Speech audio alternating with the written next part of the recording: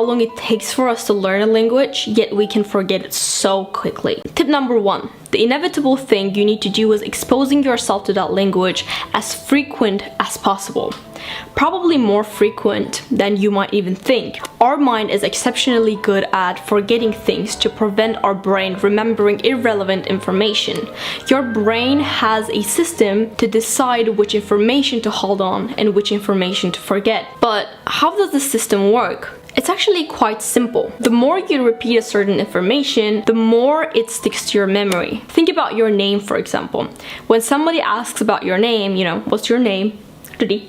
You don't even hesitate or you don't even think about it. It's because this piece of information, so your name, is repeated throughout your life so many times that your brain recognized, oh, maybe I should remember this information. So now it's moved to the long-term memory. And that's what we want to do with our foreign language, right? But the problem when it comes to the exposure to the foreign language is that it doesn't really happen naturally if you don't live in the country. For example, you live in the US and you want to learn French. How often do you think that you need to have a French knowledge in the US to maybe survive in some sort of a situation?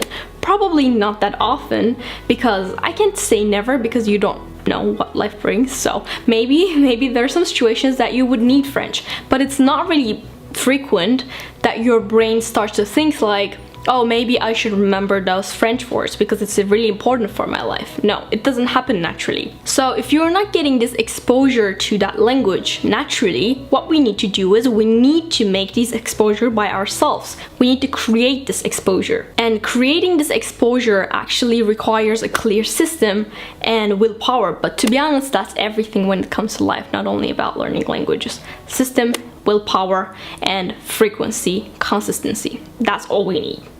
One of the easiest way to make this happen is building a habit where you get exposed to this language effortlessly. If you would make it effortlessly and easy, then it just becomes a habit of ours.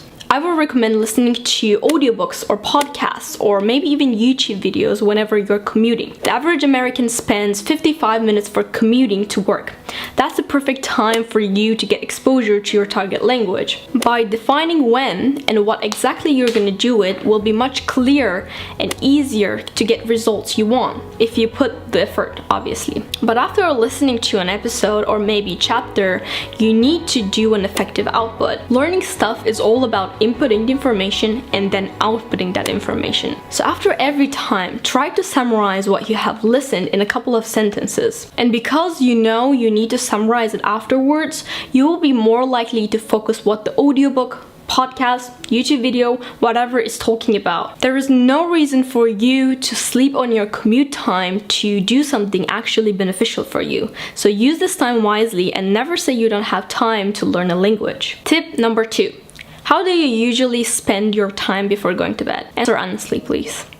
You probably reach out to your phone, and like I do, maybe you probably consume something on internet. The internet is full of stimulation for your brain, and don't you think we need a little break from it? And you probably heard this 100 times in your life, but reading is an excellent habit for preventing overstimulation that social media does. Because when you compare the amount of information we get exposed per second, the difference is insane. Everything on your screen screams to get your attention. So why not to give your brain a little break, little rest when you unwind for a good night's rest? To stay up to date on the latest book in your target language, you might try pursuing Goodreads lists to see what other readers are enjoying. For instance, there are plenty of lists of Spanish language books, German language books, French language books, and even English language books lists. So from there are links to help you find where to purchase the book. All you have to do is double check to make sure it's in your target language. To get most out of your evening reading, try reading aloud. This way you will not only reinforce your reading skills, you'll also keep up your speaking practice. Tip number 3. If you want to do something more comprehensive, to do some reminding touch-ups in every area of language, such as vocabulary, grammar, listening, and speaking, you definitely need to try out Busuu. Busuu breaks down learning in small and achievable lessons that makes learning easier and motivating, so that you can do the activities in any given spare time. The app is free to download and you you can also use it in web.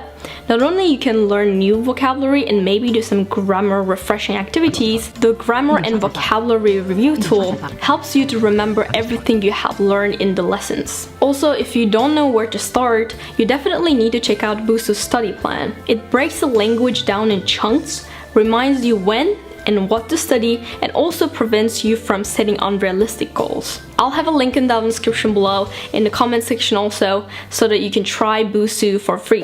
Tip number 4. Starting a new hobby using that language will not only be fun, but it will much easier for you to actually put the work in. I don't know about you, but I'm a serious procrastinator, so if I don't enjoy something deeply, like if I don't really enjoy it, I often find myself procrastinating and making a bunch of excuses to escape from that. And those excuses are so logical to me at that moment that I never try to do that thing. One very common hobby where you can integrate your target language is watching some Netflix series. I'm pretty sure you will forget why you were watching it in the first place if series are good. So you might even look forward for that Netflix language learning time. But if you're not into watching Netflix series like I do, you can try daily journaling in your target language. You can use apps, your iPad, or maybe Notion or classical pen and paper to write down your thoughts. Journaling has many benefits, and when you start experiencing the mental clarity it gives, I'm pretty sure that you will start to enjoy it. The great thing about journaling in a foreign language is that since you're writing your thoughts, you will get better at expressing your emotions and your thoughts in your target language. Language is a communication tool and it connects people, right? Being able to talk about the weather or something formal in the perfect grammar and fluency might help you in certain situations, but if you want to connect with people deeply in a language, then you need to understand the other person, what they're feeling and what they're thinking. But understanding is not enough. You also need to express yourself, and journaling is the perfect way to practice that. We all know that taking one-on-one lessons with native speakers once a week might be the best thing, but sometimes maybe it's not really accessible for you, or maybe you're really shy. Journaling doesn't require any of it. You can do it anywhere, any given time, and you don't need to show to someone else too. And also, if you have pen and paper, which probably we all have, you can start it right away. It will help you mentally, and it will also help you achieve your goals. I hope all these tips helped you guys, and I wish you guys a great language learning journey, I guess. See you in my next video.